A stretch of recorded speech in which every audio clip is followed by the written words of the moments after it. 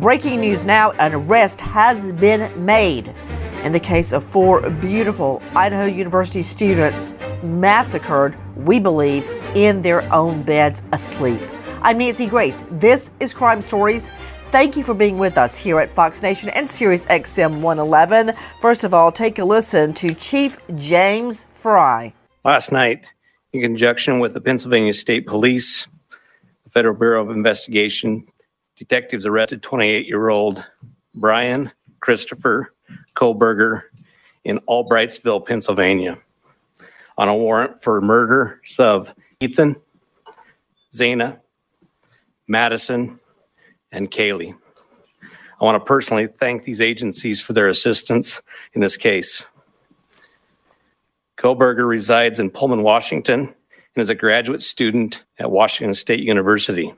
Since that incredible 3 a.m.-ish arrest, we've learned a lot about Brian Christopher Kohlberger. With me, an all-star panel to make sense of what we know right now. But first, straight out to Laura INGLE, senior correspondent, Fox News. Laura, thank you for being with us.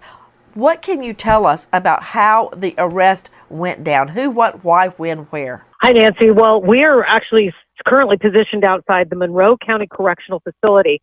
This is a jail here in Pennsylvania where the suspect is being held until he makes his extradition court appearance on Tuesday. He was here.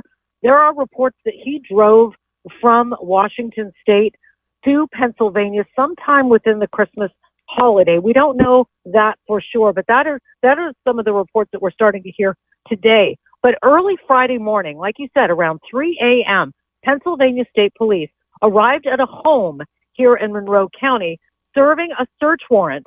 And we believe it was the home of his parents. And you've seen the photos by now, the aerials. It's a very large home in a sprawling area, rural mountainous roads in the Pocono Mountains. They showed up 3 a.m., took him into custody. There's word that they did say that they got a white Elantra. We're not clear if it was in the driveway, but it was somewhere in Monroe County, and it is now in police custody. And of course, we talked about how that's going to be a treasure trove of information within that car. One thing that we are just learning today, people are now starting to kind of come out of the woodwork. People that knew him, people that took classes with him. He went to school in Washington State, just about 9 miles away from the murder scene. And the New York Post is now reporting that he attended a criminal justice class after the November 13th homicides. And they talked about this case. This is what B.K. Norton told the New York Post, that he went to class and they all sat around talking about it.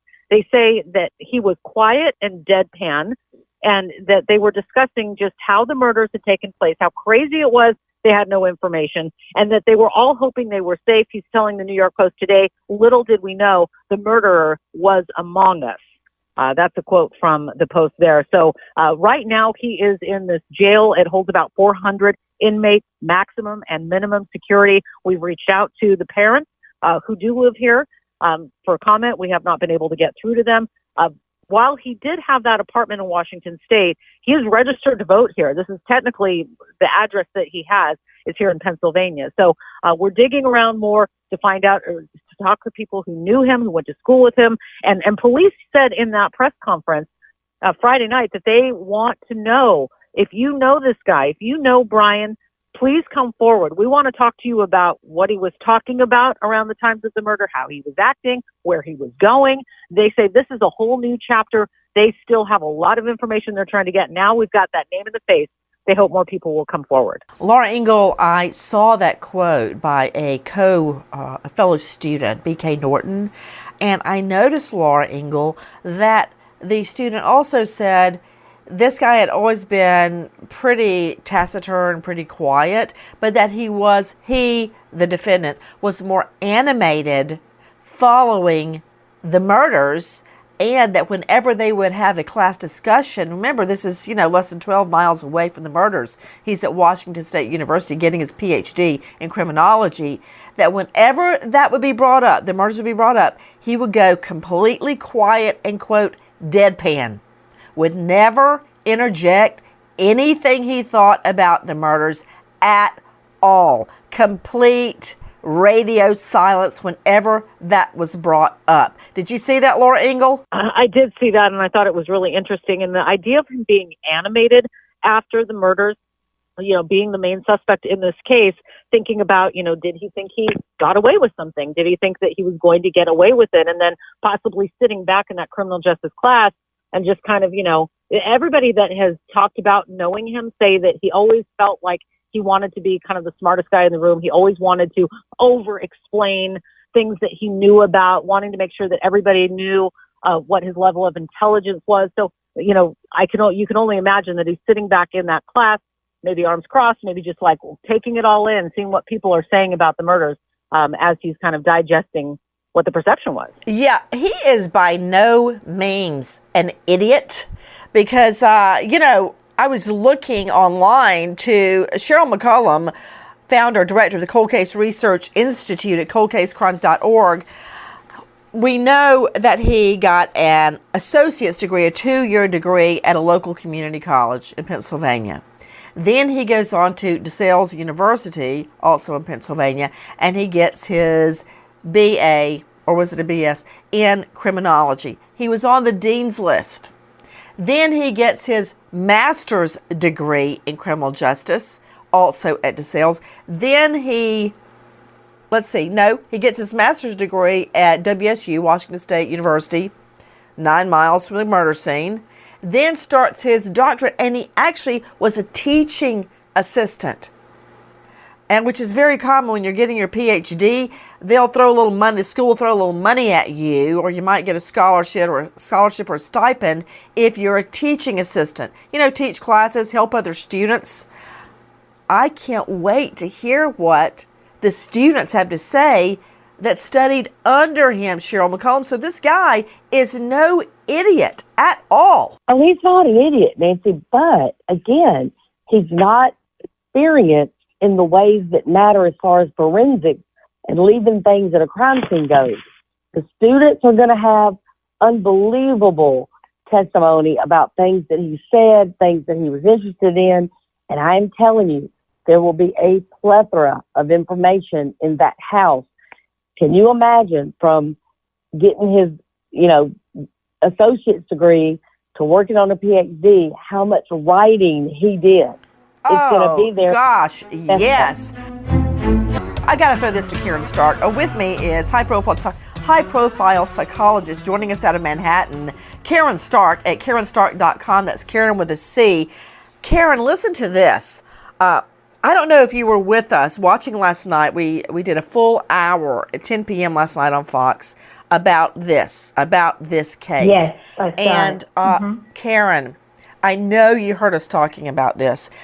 As part of his criminology degree, CARYN Stark, he actually sent out, reportedly, it is attributed to him on Reddit and other places, a questionnaire to violent offenders. Think murderers, rapists, child molesters, asking questions like, I made a huge long list last night. What was your first move in achieving your goal? What was your thought process when you left the scene? How did you leave the scene? Did you know the victim? How did you approach the victim? It's like a how-to. He was asking other criminals, violent offenders, basically, hey, what were you thinking when you murdered that little old lady or when you raped that little kid? And feeding off of it and learning from their answers, CARYN Stark. And Nancy, things like, what did you do with the murder weapon? If you used something, what did you use? I read the whole entire thing. And CARYN Stark, you're so right about the murder weapon. Note to self, read all the answers from criminals that responded about what they did with the murder weapon, and then use those answers to try to find the murder weapon. Okay, go ahead. What he was doing, and I don't think I've ever heard anything like this before, Nancy. This is really, talk about brilliant. Even though Cheryl's right, he made mistakes at the crime scene, but this guy was actually teaching himself. how he would be able to commit a crime. He Hey. was asking people who had done it, how did you feel? What did you do? So that he could learn. And believe me, the whole time he would read those answers, he was plotting in his head what he was, and getting really excited about the prospect of trying all this out. You just poured gas on the fire. That is Joseph Scott Morgan, professor of forensics, Jacksonville State University, author. I mean, it's so long I can't even get through his credentials. I mean, really, you know what? Shorten your resume, please, Joe Scott. Author of Blood Beneath My Feet on Amazon. Great, by the way. Host of a brand new hit series, Body Bags with Joseph Scott Morgan on iHeart, and so forth and so on. Okay, you're brilliant. All right, Joe Scott Morgan, now that I've fed your ego for this morning, did you hear what Karen Stark and SHERYL McCollum both said? Yes, he may be smart, but no, this is one of your quotes. You quote somebody else that every action leaves behind a trace.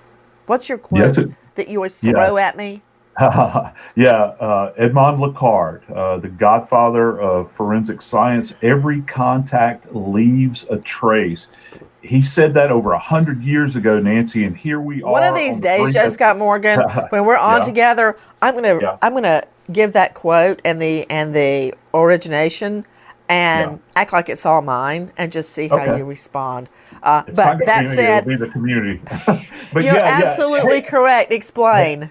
Here we are on the brink of 2023, and that still applies. Everywhere he went, every contact that he made in that scene, and of course in that car, the car is a big piece to this. He's leaving something behind, not just of himself, but everything that he brought out of that house, any kind of biological sample, blood, hair, any kind of trace elements would have been transferred over to that vehicle. And Nancy, trust me on this, please, I beg you. In a case like this, where you have sharp force injuries, and you multiply that by a factor of 4 people and multiple stab wounds, he will be just absolutely super saturated in blood. That would have been transferred somewhere into that vehicle and any other environment that he may have entered into. And so that is going to be a tie back. And I was amazed, absolutely amazed yesterday when they said, hey, we've got a DNA profile on this guy. Amazing. It was absolutely amazing. That's my biggest takeaway in this case. Guys, I'm going to go to an incredible guest, Chris McDonough, and a high-profile lawyer out of Jacksonville, former FBI Dale Carson. But I got to circle back right here to SHERYL McCollum. Not only is she founder and director of the Cold Case Research Institute, she's a forensic expert, and she is now the host and star of a new hit series. It's a podcast called Zone 7. SHERYL McCollum, I got a ton of questions, but I couldn't look at them while you and I were on air together last night. I saw them all after. I wish I could have looked at them because one of them was really good. I think I touched on this, but then dropped it to go on to something else last night. There's a very strong likelihood that at least one, if not more, of the victims, these beautiful, oh gosh, they're not that older than my twins, SHERYL. They're the age of your children, SHERYL. Did you think about that? The victims are the age of your children. Anyway, I was wondering if any of them fought back, would his body still, the defendant's body, still have scratches, bruises on the body 47 days later? And I came to the conclusion very quickly that they would be gone. Then somebody wrote in, unless he cut himself with the knife. So what about that, SHERYL McCollum? Well, knives get very slippery when they get blood all over them. And a lot of times the perpetrators will injure themselves either because their hand slips on the knife or when they're grabbing the victim with their non-dominant hand and then stabbing, they will stab their non-dominant hand. So that's one thing that investigators are going to be looking for. The second thing is these students, these other classmates, they may have noticed a black eye or a scratch on his face or a scratch on his neck or scratches on his hands and arms. So there may be other witnesses out there. And Nancy, I'll tell you what he kind of reminds me of. Israel Keys. Israel May Keys he was rot very, in hell for all eternity. may he absolutely rot in hell for all eternity, but he studied Ted Bundy, as you know, and he kind of upped his game a little bit by having those cachets and stuff. But let me tell you, he made Kill a mistake. kits. This freak, serial killer Israel Keys, last known victim, Samantha Koenig, barista out of Alaska, actually had kill kits all across the country that would have what he thought he needed to commit and cover up murders. Freak. Okay, go ahead. But when it came down to it, as much planning and studying as he did, he made a mistake at an ATM with the victim's card. Yeah. So that's sure what did. I'm telling you. They Idiot. study, but when they're not a, real criminal, they don't have that type of mind to get away with things. They make these mistakes, and this is what I see in Moscow. Hey, Jackie here in the studio with me, you're making a very, very sour, kind of a bitter face right now. I hope it's not at me. I hope it's at the defendant. At the victim. Oh. I mean, the At the defendant. yes. Okay, good to know. Of course, you and I intimately know the case of Israel Keys and Samantha Koenig. Okay, guys, hold on, Dale Carson. I cannot believe you have not injected yourself yet. You must be. Well, I wanted to say something about Cheryl. Just as I was about to go to Chris Cheryl- McDonough. See how polite he's being? Just go to. Okay, go ahead, Dale Carson. High-profile lawyer joining me out of Jacksonville, but this is the reason I really love Carson, because he's a former FBI agent and cop in Miami-Dade, where there is never a lack of business. Author of Arrest Proof Yourself at DaleCarsonLaw.com. Okay, hit me. All right, so Cheryl is a most remarkable person True. on this program. Cheryl is, and I'll tell you why. She pointed out early on that white car, nobody had called police to say it was theirs. And then yesterday, most elegantly, she said this. She said, just because you can read the recipe for a cake doesn't mean you can bake one. And that's certainly true with this guy. He may have had all that information from all these sources, but he'd never made a cake. And that's what allowed him, as Cheryl pointed out, to get caught ultimately. Because just because you can make the cake, read the directions, doesn't mean that you can kill the people and get away with it. That brings me to a point, and you're absolutely correct. Chris McDonough is with me, director at the Cold Case Foundation, former homicide detective. I found him as I was going deep on the internet, looking at anything about the Idaho murders. And I found him on his YouTube channel, The Interview Room, and I was I think I watched his drive-through of Moscow. Guys, correct me. Is it Moscow or Moscow? Moscow. Moscow. Okay, what? Yeah, Moscow. Okay, I'm glad you told me that, because I must have said Moscow one time last night. I had about 50 responses on Twitter alone about what an idiot I was for saying Moscow. Okay, Moscow. Thank you. They were right. Everybody was right, and I was wrong. Chris McDonough with me, host of The Interview Room. Your drive-through, Moscow, I watched that I don't know how many times, over and over. And it's like, what is it, an hour and 45 minutes long?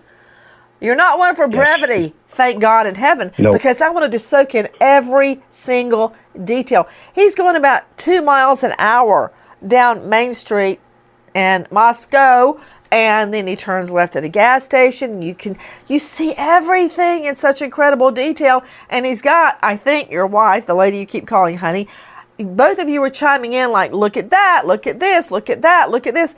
It was incredibly helpful. That aside, Chris, what do you make of the fact that now we know for sure that this guy, Koberger, went back to class. Think about it, Jackie. He goes back to class after a quadruple homicide and sits in class like, do, nothing's wrong. Continues as normal, SOP, and they're talking about the case, the murders in class. They're talking about the white Elantra, and there he is with a white Elantra. And it never occurred to him, wow, I should go tell them I have a white Elantra so they can rule me out, right? He never said a word, Chris. Yeah, Nancy, I mean, pretty interesting, right? And I think we get a clue of that early on in some of the press conferences, a comment that the chief made. Remember early on, he came out and said to the public, if you see any shifts in behavior of people around you, and that would be a red flag for them, right? To call the authorities at that point. And so I think, we've been right on target with this guy in this panel discussion here for the, weeks now, that this guy has been sitting back watching all of this, and quite frankly, perhaps, getting a great deal of satisfaction out of, just the ability to sit there like a chameleon in plain sight. And the doc can measure that in relationship to his ego. But I think it's fascinating that the guy did not step forward. Absolutely. I wish I could focus more on what you're saying, Chris McDonough, but Jackie here in the studio, it's hard to focus when you see a piece of paper going back and forth like that over in the corner. So I finally have to look at her, and she actually has a point. What about the fact, Dave Mack joining me from crimeonline.com, is it true, Dave Mack, that there are reports upon his arrest around 3 a.m. in the morning, which is quite a coincidence that the murders occurred around 3 a.m. Jackie, you get credit for that. 3 a.m. in the morning. He said, has anybody else been arrested? Did he say that? Is that a correct report, Dave Mack? Yes. That has not been confirmed from anything I've seen yet, Nancy, but I have heard it mentioned reported, twice. Dave Mack? It was reported that he said it, not confirmed. Okay, gotcha. Okay, that is very unusual, why he would say that. But I want you to take a listen to our cut 199. This is Chief James Fry of the Moscow, Idaho Police. Listen. This was a very complex and extensive case. We developed a clear picture over time, and we stand assured that the work is not done. But be assured the work is not done. This has just started. Since November, we have remained laser focused on pursuing every lead in our pursuit of justice for the victims and their families. I recognize the frustration with the lack of information that's been released. However, providing any details in this criminal investigation might have tainted the upcoming criminal prosecution or alerted the suspect of our progress. We will continue to provide as much information as we can as the process moves forward. This was a very complex and extensive case. We developed a clear picture over time, and we stand assured that the work is not done. But be assured the work is not done.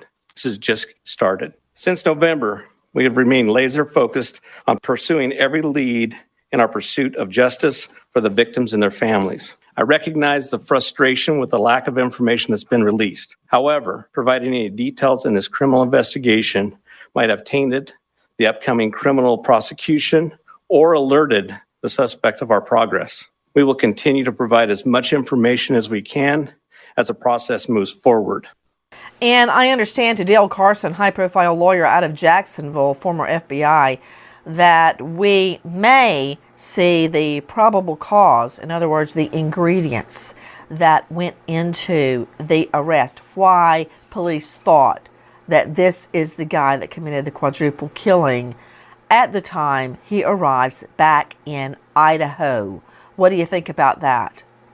Well, that makes perfect sense. And of course, there's a supporting document, as you well know, called an affidavit for probable cause that a judge has to look at and agree that there's sufficient probable cause to issue a warrant or make an arrest. Now, in this particular case, we know that there's a state warrant and there was a federal warrant as well. So both of those warrant systems allow access to electronic monitors and other things through the court system. So there's going to be a plethora of information that develops once he's back in Moscow. Another thing, in addition to correcting me when I said Moscow, the social media, let me just say, viewers also pointed out that I was trying and convicting Kohberger before we've even struck a jury. That's not true. I was accused of convicting the Duke lacrosse players, but I would like to point out that my opinions were based on what the district attorney, the rape kit nurse, and the victim, the alleged rape victim, turns out she was lying, were saying. And the day, I don't know if you remember this, Sheryl, you may have been on with me. The afternoon, one of the lacrosse players gave a statement, actually spoke in front of reporters. I immediately said, that is the state's worst nightmare, because I believe that the lacrosse player, he was, I think he was even taking questions. He was truthful, he was forthcoming. And also, I remember in the Elizabeth Smart case, I was accused of convicting Ricci. And what I had always said is he makes the perfect suspect. Not that I thought he was guilty. But when I actually met and spoke to his wife one night on Larry King, I'm like, I believe her. I think she's telling the truth about his alibi. That's just, the state needs to rethink the case. In this case, we are going forward. We are proceeding with what we know right now. I think it goes without saying that everyone is presumed innocent and that we have to have a jury trial before there's a conviction. So I thought that was just a given, but apparently not. In the meantime, take a listen to our cut 203, Bill Thompson, the local prosecutor. As far as Mr. Kohlberger, I can share with you that he is a graduate student at Washington State University and has an apartment residence over at Pullman. He has had an initial appearance in front of a judge in Pennsylvania. He is being held without bond, and the warrant from our magistrate judge here also provides for no bond. We understand that he's scheduled to be back in court in Pennsylvania next Tuesday afternoon, and that a public defender has been appointed for him there. The process at this point is, since he was arrested in another state, he has the opportunity to either waive extradition and return voluntarily to the state of Idaho, or if he prefers not to waive extradition, then we will initiate extradition proceedings through our governor's office. If we do that, it can take a while for him to get here. Of course, we all know, Chris McDonough from the Cold Case Foundation, extradition is a very short proceeding. It's not, are you guilty or innocent? It's nothing even touching on guilt or innocence. It's very simply, hey, are you Chris McDonough? That's all I need to know, because we've got a warrant for you, if you're Chris McDonough, out of Idaho for a quadruple slaying. All I need to know right here in Pennsylvania is, are you Chris McDonough? That's it. Are you? And if you are wise, you'll go, yes, I am, because if you won't answer or say no, or don't waive extradition, all they do is they get your 5 fingers and they do a print right there in court and compare it to a fingerprint sent over from elsewhere. And if you match, and you're sent whether you like it or not. It's just very simply a transmittal type of hearing.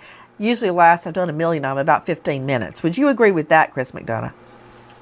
Absolutely, Nancy. And I think what's going to be interesting is to see how he does answer that question, right? And I read an interesting article last night. It was a letter to the editor from one of his family members, actually his mother, where she complained about the death penalty. And this was previous to obviously his arrest. So I wonder if that's going to play into any of this, to your point, in the courtroom. So that's something to, just kind of look out for. Speaking of the mom and what we know about the family, I got to tell you something. SHERYL McCollum, did you see where they lived? I understand. I think Laura INGLE told me last night it was in a gated community. Those are huge homes, huge lots, at least 1 acre to 2 acres, maybe 1.8 acres, judging on the aerial, with wooded lawn. They're grass lawns with wooded acreage between the homes. That is some setup, kind of a Silver Spoon-ish situation. It's a great setup, but it's also a great setup for somebody that's got things to hide.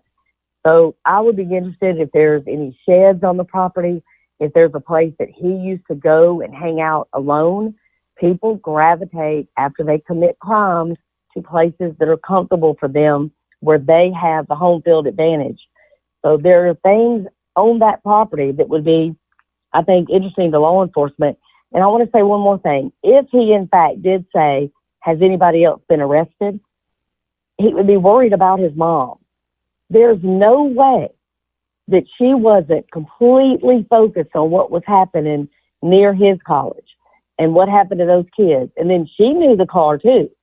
And she knew that car was out in her driveway. So if she helped him as an accessory after the fact, he knows that. So he may have been worried about her. There's not a second killer here. I found it very difficult to believe, SHERYL McCollum. I agree with you. Let me throw this to Joe Scott Morgan from Jacksonville State University and Body Bags. Joe Scott, given that we're told at the beginning the same type of knife wounds were on all 4 victims, that indicated one murder weapon, hence one murderer. I agree with SHERYL McCollum. I don't think that the question, has anybody else been arrested, necessarily means there was another person at the killing or taking part in the killing. I agree with Cheryl. You know, the parents had to see he's got a white Elantra right out of the park, right out of the driveway, for Pete's sake. Yeah, and there would have been observable behavior upon his arrival back home. Was he acting, more oddly than normal, within that family? And this is, unless you're living under a rock, you're aware of this case. And to Cheryl's point, the fact that he was in such close proximity, I don't know if people appreciate the geography here. From WSU to U of I, you can walk that distance. I mean, you literally can. I mean, it's that close. So you're telling me that she had no awareness here, and that's going to be key. I want to know, but from a forensic standpoint, one of the things that I'm very interested in regarding this car, he had this car for days and days post homicide. I want to know what's been done with the car in that period of time. Is there a record that he had it cleaned? Is there CCTV imagery of him going to a car wash, vacuuming the thing out, purchasing supplies to clean this thing with? Because it's been in his control all of this period of time. But I can tell you this, he didn't get everything out of there. I promise you that. Oh, no way could he get everything out. Jump in. Oh, Karen Stark, I was just about to go to you about his, these are their words, not mine, his fastidious and obsessive compulsive issues regarding his eating. He was a devout vegan. And hey, don't knock it. I went vegetarian for 2 years when I was at Court TV, believe it or not. But he insisted, their words were forced, his parents to throw out their old pots and pans because they had come in contact with meat. Now, of course, that's not new, that vegans don't want to use pots and pans that have been in touch with meat.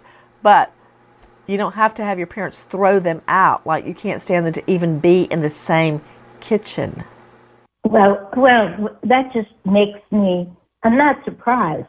I mean, you have to have a little bit of obsessive compulsive behavior to be able to be in a graduate program. I mean, think about law school. I mean, you really have to be organized, and it tends to develop in students. But given that, I was also thinking about the fact that he said, was anyone else arrested? And I don't, perhaps it was his family, but I really believe that's his arrogance, that it was much more about, hey, did you make any mistakes, or just his curiosity. Well, I want to pick up on what you're saying, Karen Stark. Yeah.